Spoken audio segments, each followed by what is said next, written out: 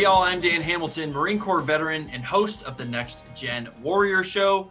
As always, the Next Gen Warrior Show is brought to you by Chairman George P. Bush and our dedicated staff of the Texas Veterans Land Board. Here in the Next Gen Warrior Show, we are proud to promote the success stories, the achievements, the accomplishments, and how veterans have overcome the struggles after leaving the service.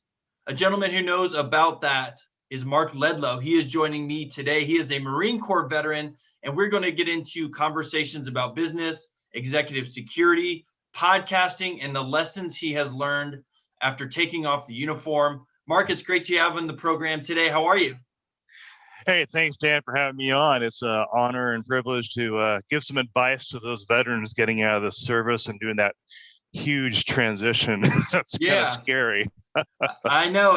It's in that transition period, I think for some people it's immediately it hits them in the face right as they take the uniform off. And for others, I think maybe it takes a little bit longer to process that. So let me ask you, before we jump into your personal and professional life after the service, tell us about what you did in the military. Dan, I was got up to E4. And thanks to Marine Corps politics, I think I got demoted twice because I had a couple. That means you were a good Marine, huh? Yeah, I had a little issues with the power trip of the collar, so to speak.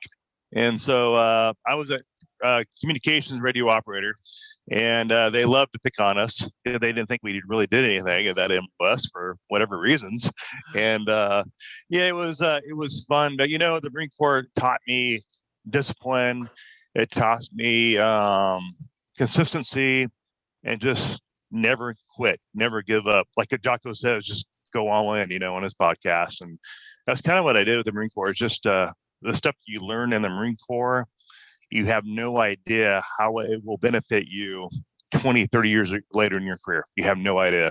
So if I can stop you there, the lessons that you described learning versus how long it actually takes you to process those lessons and then apply them in your life what was that distance between the time that you're learning those lessons and then you're saying, hey, on a daily basis now I can apply some of those? I would say in my going from the corporate world, I would see things, trends and stuff, behavior modifications I need to do personally. And most often it is we got to look ourselves in that mirror and go, what do I need to change? Maybe your reaction to this situation could have gone better if you didn't have such an ego and started thinking as a team member versus an individual. And that's where I see most people, military guys especially, they're used to working on a team, and sometimes they struggle being an individual, making an individual decision. And that's where they usually fail. But I played professional, I didn't play professional sports, but I played, high school, college level sports and all that. And because of that camaraderie, it helped me to be a better employee and be in that team, being in a squad or fire team in the Marine Corps. You instinctively have that team mentality going in that workplace from, the military to the corporate side.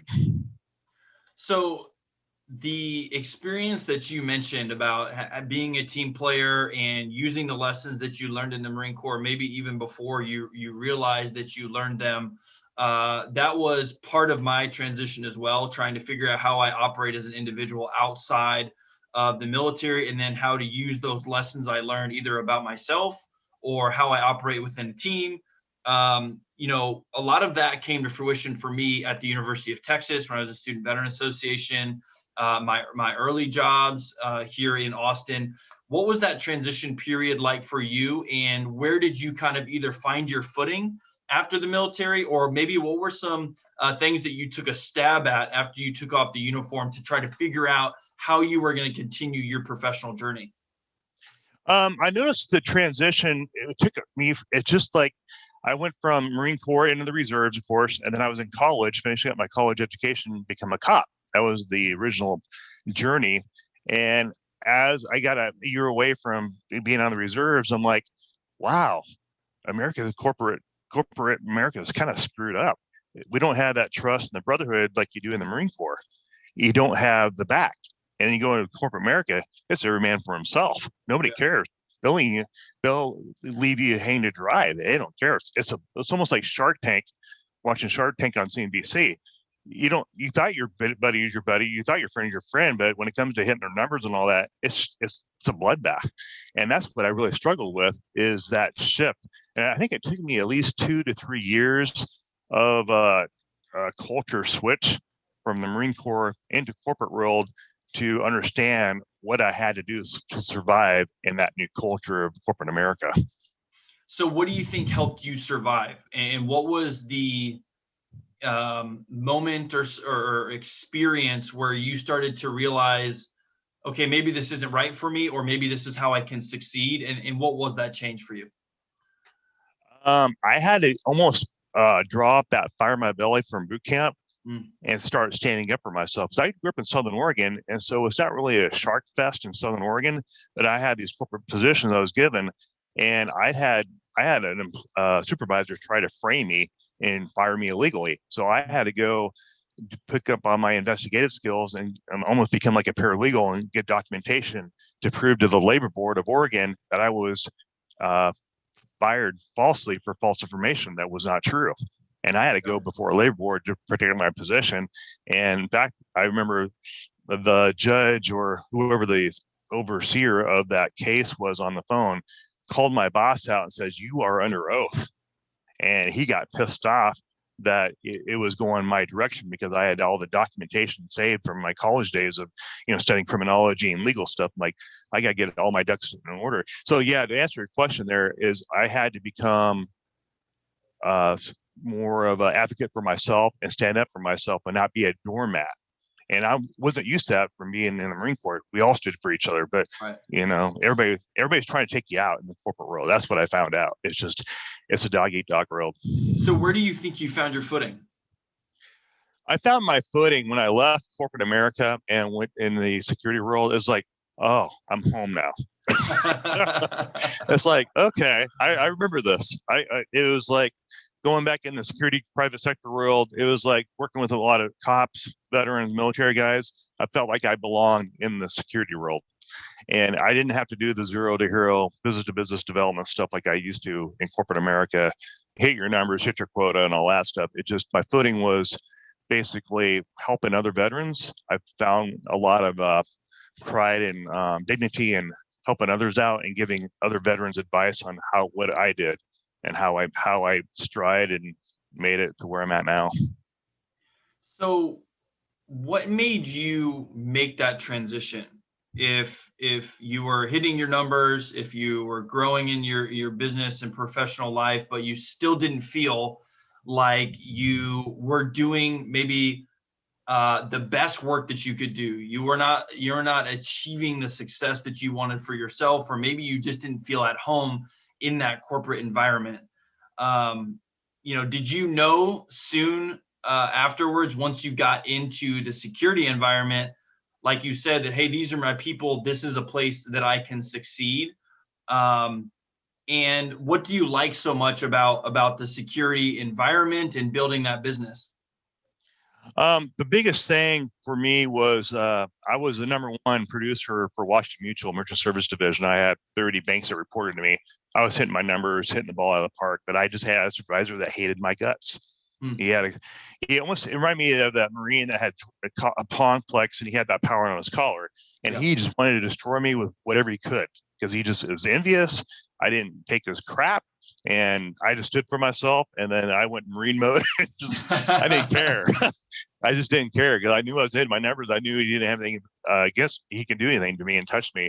And unfortunately, 2008 market crash. While I got bought out by Chase Bank, I'm like, you know what? Maybe it's time to reinvent myself and pivot. And so I left and moved to Southern California. Everybody thought I was crazy, told me that I was nuts. I lost my mind. Why are you going to Southern California? I'm like, well, there's more opportunity. And then I jumped into the corporate security world. And that's when I just felt, yeah, this is what I need to be doing. This is where I belong.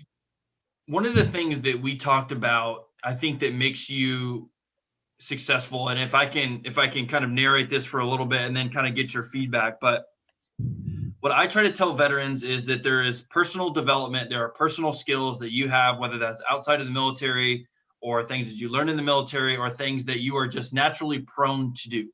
And then there are professional skills or maybe hard skills that you have to build up over time. And when you can begin to blend those personal skills or your personal interests or hobbies with your hard skills, and whether that's training at a school or it's your understanding of finance or it's your understanding of the executive security business, that's when you really begin to thrive after you take off the uniform. And one of the things that stuck out from my perspective in listening to you was your ability to network.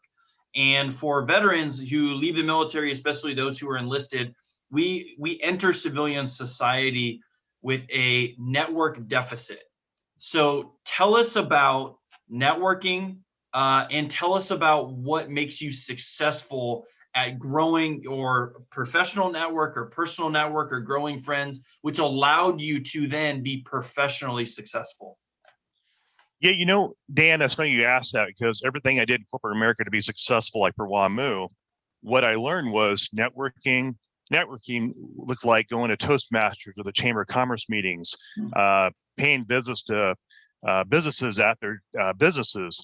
And that even meant going cold calling, having doors shut in your face, rejection, overcoming your fear. And I had to do all that through my corporate background. I mean, I sold, Sprint phones, and they couldn't get anybody to buy a Sprint phone because they sucked, because the coverage sucked, and they had no coverage. And they were the most expensive product in the market. And I think Verizon or US Cellular was beating them for half the cost. And I got fired over that position because I couldn't sell any cell phones. Well, the product couldn't sell themselves. But what I learned is networking and just getting to know people, and not to burn your bridges with anybody.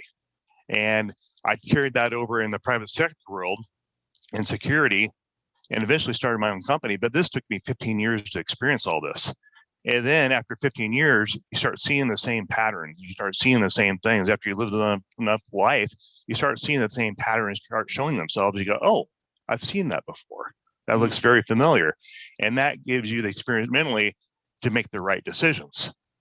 And you and I, we can save a lot of veterans time and injury and suffering and pain by they can walk through our shoes, and we can save them those so many years of time by not making those same mistakes we made in our career, in our walk. Yeah. So one thing that I think is important for veterans to understand is sometimes you have to do things you don't like in order to find the things that you do. And I would like to ask you, you talked about that 15-year time horizon that it took you to learn those lessons. Was that time important to you, even when you're selling phones that you didn't want to sell, or whether you're a WAMU and you were hitting your targets and you were growing the business, but you just didn't feel comfortable there? That time is still really valuable. What kind of kept you going, even though you were frustrated with the circumstance? I knew it wasn't forever. I knew if I paid a short-term pain, experienced a little pain, experienced some failures, I knew eventually that door would open where I belong. I knew it was just a journey I was on, and it was temporary. Like our journey in the military is temporary. You'll get out, and then what do you do? And for me, it was like, I want to dabble in corporate America because I was in corrections, I was in law enforcement, I was in the Marine Reserves, and I did all that. I just kind of got tired of it. And so I had to turn a new leaf. And then when I went in the private sector security world, it was like, oh, this is where I belong. And I have fun, but I had to pay my dues like everybody else. Paying your dues means go to earning the respect of your industry peers and colleagues. And now they're on my podcast. And that took 15 years of earning their trust and then building yourself a brand. And that takes, going through corporate America and knowing what branding is and what marketing is and business development is. You don't learn that stuff in the Marine Corps. And that's why so many military guys struggle with it, because that's something they're not taught. You're taught how to shoot a gun and how to move, communicate and move and shoot and do a mission. And when you go to the corporate world, it's such a struggle, because those things in corporate America, really, you can't do those mission type of things in corporate America. You can do your duties. And that's why I think there's such a huge block for a lot of military guys, is more of a mental block of fear that they just can't get over themselves. Yeah. And they're not willing to have a coach or mentor tell them what they need to do. They're almost afraid of it, of showing their insecurities, I think. When you got to California, put us in your shoes from the time that you got your first job as just an hourly, executive security worker, and then talk to us about the trajectory from when you realized that this was a business model that you could actually build and generate revenue for yourself? Well, Dan, that was a crazy experience. I often relate that move to California like going to boot camp in the Marine Corps all over again. I'm from Southern Oregon. I moved to Southern California not knowing a soul. I actually answered a Craigslist ad, to be honest with you, a Craigslist ad. I'm like, I'm just throwing resumes out there. I'm trying to get mud to stick on the wall is what I'm trying to do. And then I met this guy. He actually helped me get my CCW in Orange County, California. And I didn't know a soul. So I started networking using the skill sets I learned in corporate America and started connecting with people, meeting with people, doing lunches, lots of lunches, breakfasts, and trying to find out how to break in the corporate security world. And my first job offer was with actually Pinkerton, Robert Dodge, who's the former G4S president, corporate risk president, who moved on. And he offered me my first job. And I'm like, okay. And my first day was working for an Indian tribe in San Bernardino who had threats from the cartel. And I was freaked out, like, oh, cartel? Well, you got a gun. I'm like, well, what good does that do me when they have machine guns out there in these blacked out Hondas? And so I'm on this high profile, probably the biggest detail in the United States next to the president back then, working with all these retired cops. And I'm just making friends and networking. And then I always stayed in contact with Robert Dodge, always did a good job.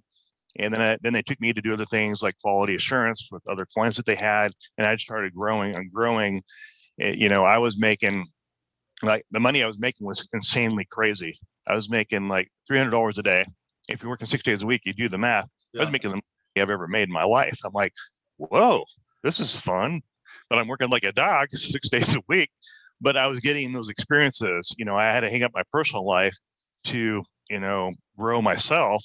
And that was a kind of a struggle. I'm away from family and friends, and I didn't really like that, living out of hotels and on my own dime. And many guys won't do that, but that's what I did to pay my price and sacrifice to get through that 15-year journey to where I am in now, and to understand how business works. Like you asked me to cover that, and then I find out what these people were billing at. I'm like, holy cow! No wonder why these companies are getting, making so much money, because what the bill rates are and what they're actually paying agents are two different animals. They're apple and banana.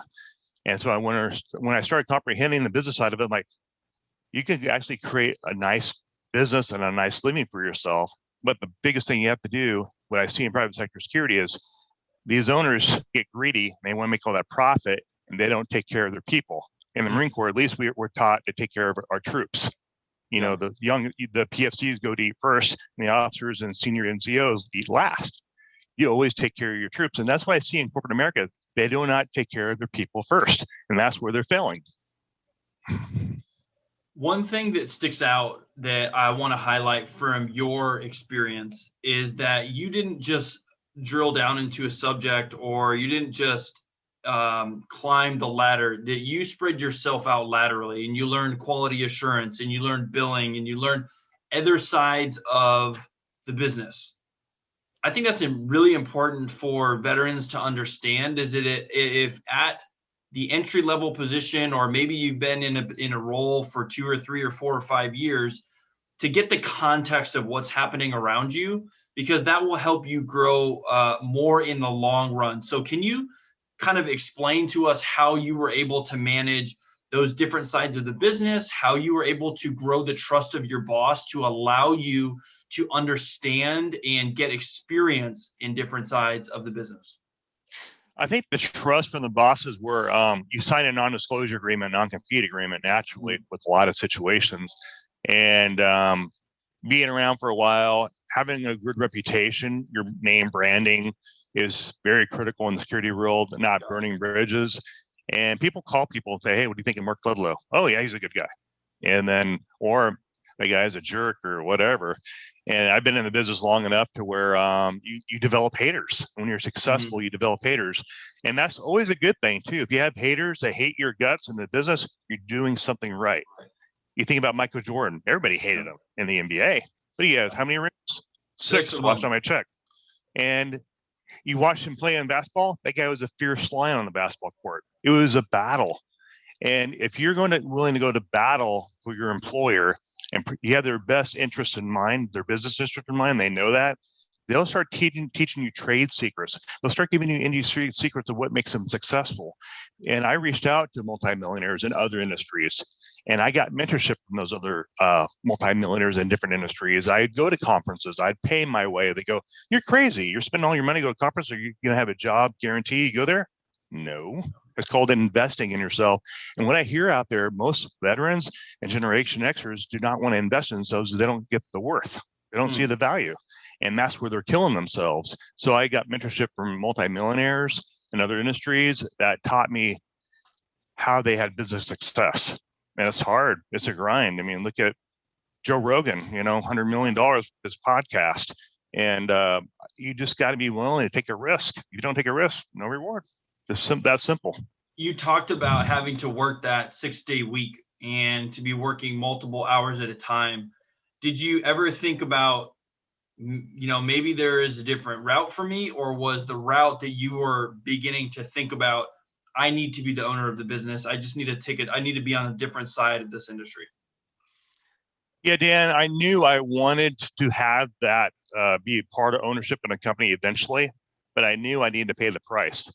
I needed to pay my dues.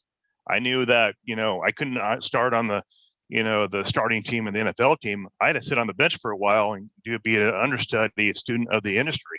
And I knew that's what I needed to do to get to that goal. And that vision is I wanted to eventually be partners in a company because I knew how much money there was. And I knew it in my mind that eventually I wanted control of time and money, which is the most expensive thing you ever buy in your life. But in order to be able to do that, you have to put yourself through some sort of a journey of experiences to know what that looks like when you get there.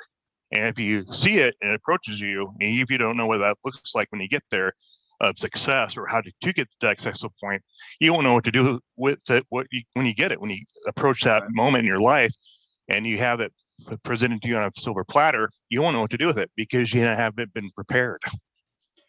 So you've talked a couple times about mentorship, and you have talked about putting yourself in the room with people who are smarter than you, who have more experience than you, have run more businesses than you.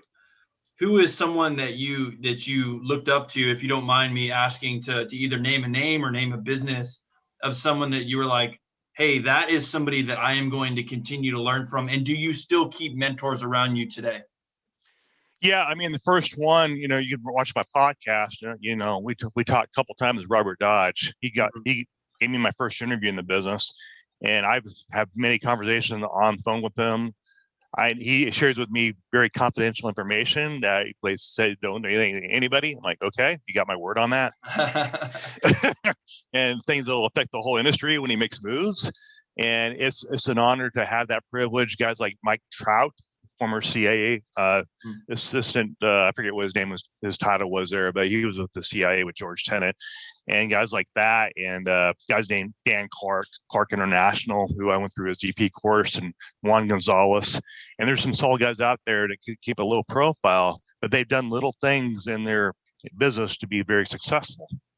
And then there's people outside that industry that I reached out to that are multimillionaires in real estate. That a good friend of mine from high school, who's now a multimillionaire because he paid his dues in real estate and construction and found out what makes sense, what doesn't. And by surrounding yourself with people like that will invest time in you, saves you so many years of life in making smart choices.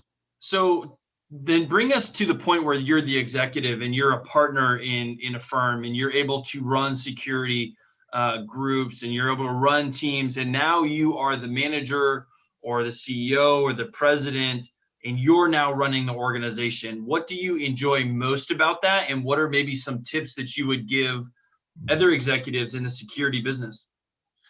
Thanks, Dan. Yeah, I finally decided after Robert Dodge convinced me to get my own licensing, and many others said, when are you going to get your own flag? I'm like, all right, fine. I took the test 4 times.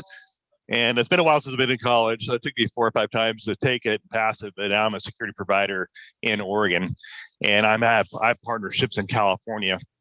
And what I enjoy most about that is the time it gives me. Because I set up businesses a few years ago, because I made those decisions to have partnerships, I was able to buy my time back and help my dad fight with cancer. losing him May 1st, 2019 to brain cancer.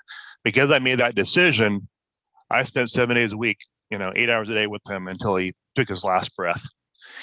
Those decisions, you don't know when you're going to need that time. And when you become a business partner, it's so more than being a business partner. It's teaching and coaching and motivating guys to be better than themselves. It's actually getting that veteran to show them, hey, this is your potential. And that veteran may not see that potential yet. And you just sow into them, and the laws of sowing and reaping come into play. And then you promote them to operations manager. Holy cow, this is fun. You give them experience they've never seen before. And that's what I enjoy doing the most, is showing vets that are suffering with PTSD issues, suicide issues. Is that, the veterans have the highest suicide rate in the country, and they're the ones that need our support and help by our country. And it's more of an honor for me to help those guys and give them mentorship and owning a partnership in a business. Not really, the money is just a byproduct of it. Sure. But it's more for me, it's helping those vets feel that they're worthy, they're of value to our society, and they need that help. And that's 90% of the reason why I do what I do, to be honest with you. Yeah. The money is there. They're working the red carpet with a celebrity. I'd rather stay at their house. It's less drama. I'd rather not like bill for staff. No, that's great perspective to have. And, I appreciate the willingness and the desire for you to see veterans and to see their potential and help them get there, because that's what this show is about. And I think that's what you have really excelled in, is finding opportunities for yourself and then using those opportunities that you have and then turning around and offering someone a hand up. And that, to me, is what will make our community more, maybe the term I don't like is successful, but that will make our transition to corporate life, personal life, family life healthier. And having people like yourself in a leadership position to provide opportunities for veterans, to show them how to go about the military transition, to show them how to run a business and be successful on the other side of the uniform, is what I call, it's a force multiplying effect. So I want to ask you about the podcast, the Fearless Mindset podcast. You have done a tremendous job on that. And what I love about your post-military life is you've been at WAMU, you've done kind of finance in the corporate world, you have done security, you've been the guy on the ground, you've ran the business, and now you have the podcast. So one, tell us where we can find the podcast, and two, tell us what got you interested in podcasting and in interviewing and having these conversations. Thanks for Dan for mentioning that. Yeah, it's been an honor to run that. To be honest with you, I found out that you don't have the success of the podcast without your guest. And because of the guest, it's taken that rocket ship ride to where it's at now. I think we've the top 10% globally on listen notes. But it's the Fearless, www.fearlessmindset.com is where you can find us. That's the URL. We're also on Instagram at the Fearless Mindset Podcast, and then you can find me on Facebook, Mark Ledlow. But what's the biggest guest I had that launched it was Mike Trout.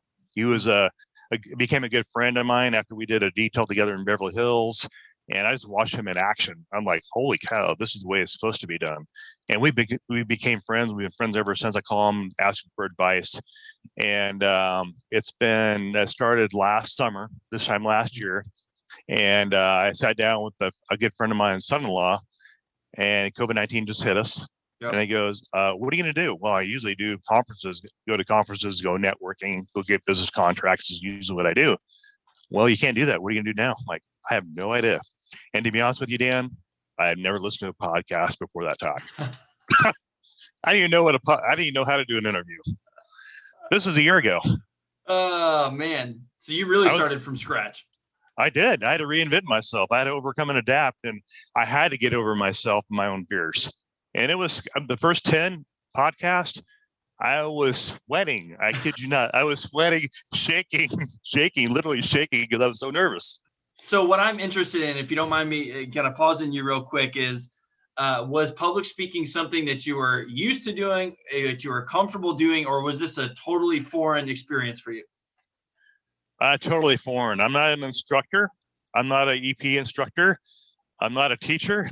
And I had to jump all in like going to try it out for the NFL football team without even being trained. And it was scary. I mean, but it was weird because I had been on the close protection conference panel as a guest speaker.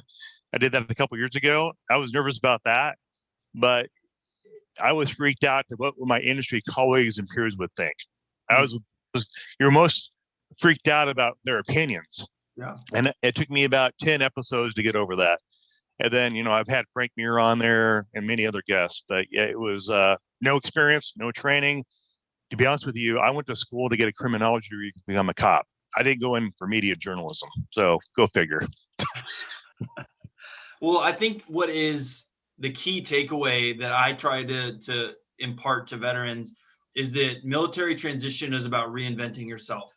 And reinventing yourself can be, again, I'll say it again, it can be a corporate environment, it can be a security environment, it can become hosting a podcast, or like you said, journalism, but being able to find different ways to bring value to your community, to your family, to the veterans community is something that I think you do so well. Why is it named the Fearless Mindset Podcast? And can you tell us about that mindset a little bit? Yeah, the reason why I titled that is in memory of my dad. He had brain cancer, and he was fearless to the very last breath that he had before he left this earth. And then I just used that energy to launch this. You have those moments when you go back in that memory, and then you have that moments where I found a new calling, a new purpose, that new fire in your belly type of thing. Yeah. And I'm like, what would Dad want me to do? He said, he wants you to go out there and kill it. Yeah. He wants you to go get it. Go all in. So I just went all in, and I love the EP world. It's done a lot for me. I made a lot of interesting colleagues, but what this podcast has done is beyond my wildest dreams. I had no idea it would become what it's become.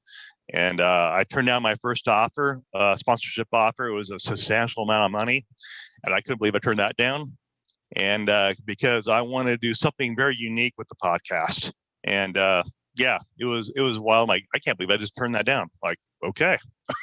So if you don't mind, can you share a little bit of your vision for the podcast? Is there a different avenue? Is there a different route? I mean, in this, I'm asking, I guess, not just this from a communication standpoint or a discussion standpoint, but from a business standpoint, because what I gain from you is you're somebody who looks at life through a business lens. So once you mastered the comfort of having the conversation, recording the conversation, then your lens and your focus kind of begins to focus on growing the brand and growing the network of it. So where would you like to take the podcast?